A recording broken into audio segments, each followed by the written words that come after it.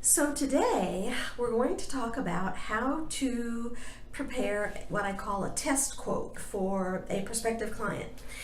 And actually, one of the things that I talk a lot about with my coaching clients is I teach them how to, during the course of what we call the discovery conversation, how to find out as much as they can about what their prospect is currently paying for the service. And I've had a lot of people struggling with that and asking me, saying, I don't feel comfortable just asking somebody, how much are you paying?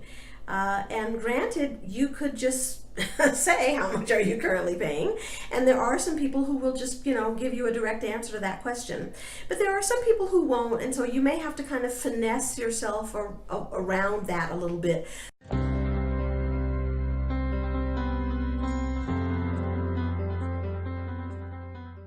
So I wanted to take a couple of minutes today to give you some examples of how you can do that.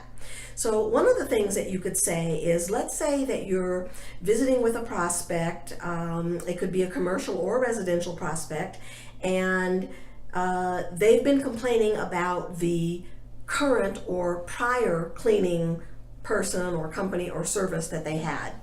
And in particular, maybe they've complained about the quality of the work. And so this is a perfect time for you to bring up pricing, because what you can say is, well, Mr. and Mrs. Prospect, I'm wondering if the problem that your previous maid service or janitorial service had, I'm wondering if maybe they were rushing, and that's why the quality isn't, what you'd like to see here. And typically rushing is a sign that maybe they're trying to get it done as quickly as they can, because maybe they either didn't ask for enough money to begin with, maybe they, the amount that they asked for was comfortable at the time, but have they been providing the service for you maybe for some time already, and they want to ask for a raise, they need to ask for a raise, but they don't know how. Perhaps they're uncomfortable. Do you think that pricing might be part of the problem that we're seeing with the quality? And then be quiet and just wait for them to fill in the blank and see what they will tell you. You might also say something like, the last time that you selected a service provider, did you take the lowest bid? Was this the cheapest price that you saw? I wonder if maybe that might be contributing to the quality issues that you're currently having. And again, just quiet. Let them fill in the blank by saying, well, I'm paying top dollar, so that can't be the problem. Or, well, I'm paying XYZ, so I think that's a fair amount. What do you think? Or they might say something like, I hope the price isn't a problem, because, I would be willing to pay more money. I just want to make sure that it's done right.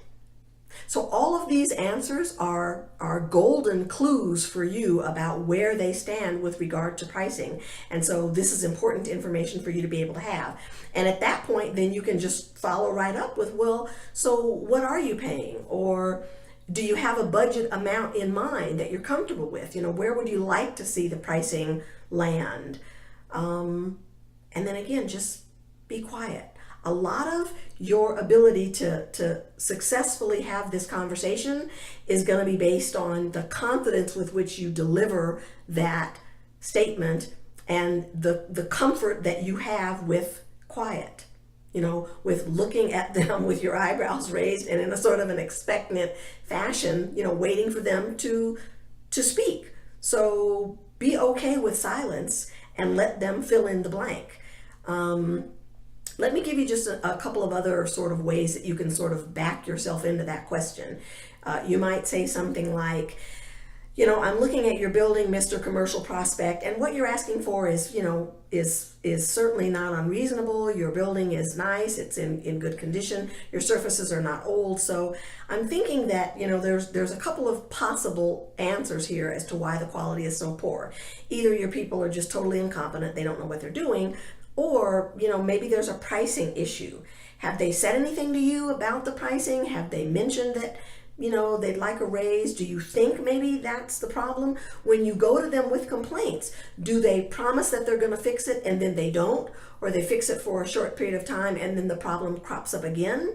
Because if those things are happening, it's likely that the problem is price, and that maybe, I don't know if you're open to considering if you have some flexibility around price.